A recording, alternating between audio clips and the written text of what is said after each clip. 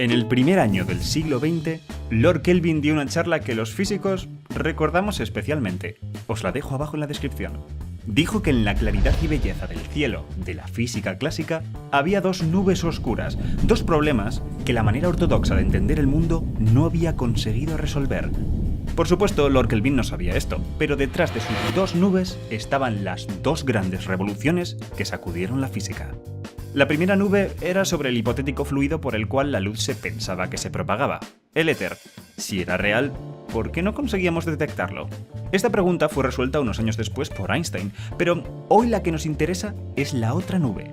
Se suele decir que esta era el problema de la radiación del cuerpo negro, pero lo cierto es que la incógnita que dijo Lord Kelvin era un rompecabezas más antiguo, que los físicos no sabían cómo se calentaba el aire que respiramos. Os cuento. Antes de que la existencia de los átomos fuera un hecho impepinable, lo cierto es que muchos científicos se dieron cuenta que pensar que los gases estaban formados por partículas individuales, las moléculas, daba unos resultados fantásticos. Una de las predicciones de esta teoría molecular era el calor específico de un gas noble, la cantidad de energía que había que darle para cambiar su temperatura. Lo calculaban así. Primero suponían que las moléculas del gas noble eran simplemente bolitas, y que estas bolitas solo podían moverse de tres maneras: arriba-abajo, izquierda-derecha, adelante-atrás. Nada de giros, nada de deformaciones. Pensando en el gas noble como una fiesta de golpe entre partículas moviéndose solo de estas tres maneras, los físicos pueden calcular el calor específico de este sistema, y el resultado, comparado con los datos experimentales, era muy bueno.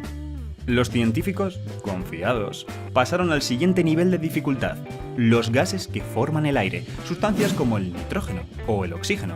En este caso se pensó en estos gases como moléculas diatómicas, dos átomos iguales enlazados.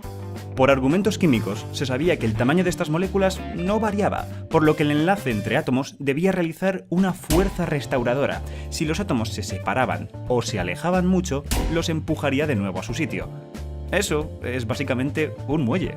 Así que nos enfrentamos a una colección de pares de muelles dándose porrazos. Sin embargo, sus maneras de moverse son más difíciles de tratar, pues esta molécula no solo puede trasladarse en las tres dimensiones del espacio, también puede rotar sobre dos ejes y vibrar. Pero el cálculo del calor específico se puede hacer. El gran problema es que el resultado es erróneo, esta vez no coincide con los datos experimentales. Y lo peor es que los físicos no sabían decir qué estaba mal. Intentaron de todo. Probaron cambiando el muellecito por otra cosa, pero el resultado fue a peor.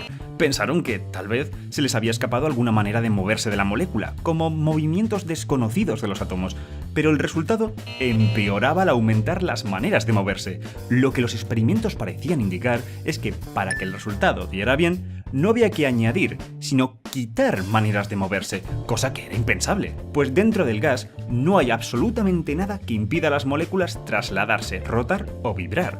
Por otro lado, la gente pensó que podía ocurrir que las rotaciones y las vibraciones no se llevaran tanta energía como las traslaciones, lo que mejoraría el resultado.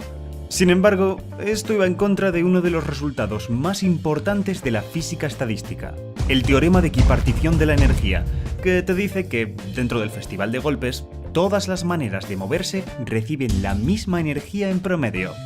Podrías llevarle la contraria al teorema, pero entonces le estarías llevando la contraria a su fundamento, que las moléculas se mueven de la misma manera que lo hacen los coches, los planetas y los patitos, una locura que nadie sabía cómo sostener.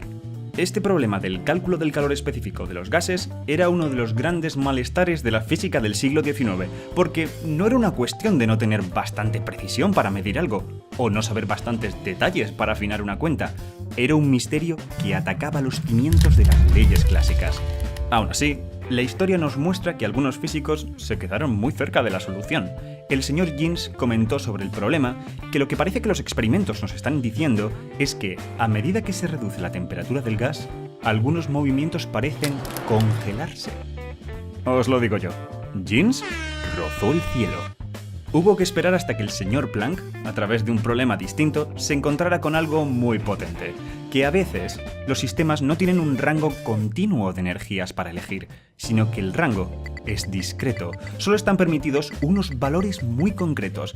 Es como si estos sistemas fueran personajes de videojuego. Puedes tenerlo en el nivel 3 o en el nivel 4, pero no en el nivel 3,5. Eso no existe.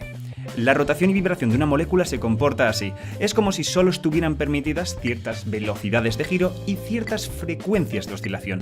Intentar girar o vibrar de una manera intermedia estuviera prohibido. De hecho, si, por ejemplo, le das a la molécula la energía precisa para que gire en ese estado intermedio, la molécula la rechaza. Solo la toma si hay suficiente energía para ascenderla al siguiente nivel de rotación, rechazando la energía sobrante. Esto cambia radicalmente cómo se comporta el gas, pues ahora las rotaciones y vibraciones pueden rechazar energía y dársela a las otras maneras de moverse, rompiendo con el teorema de equipartición. Esto es lo que resuelve el problema. Esta nueva manera de pensar en la energía, no de una manera continua, sino a saltos, con niveles, con cuantos, empezó a explicar numerosos resultados experimentales que desconcertaban a los físicos. Estaba claro, en lo que concierne a las cosas pequeñas, una revolución estaba en camino.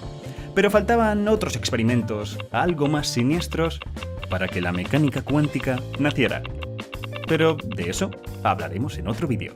Y recuerda, si quieres más ciencia, solo tienes que suscribirte. Y gracias por verme.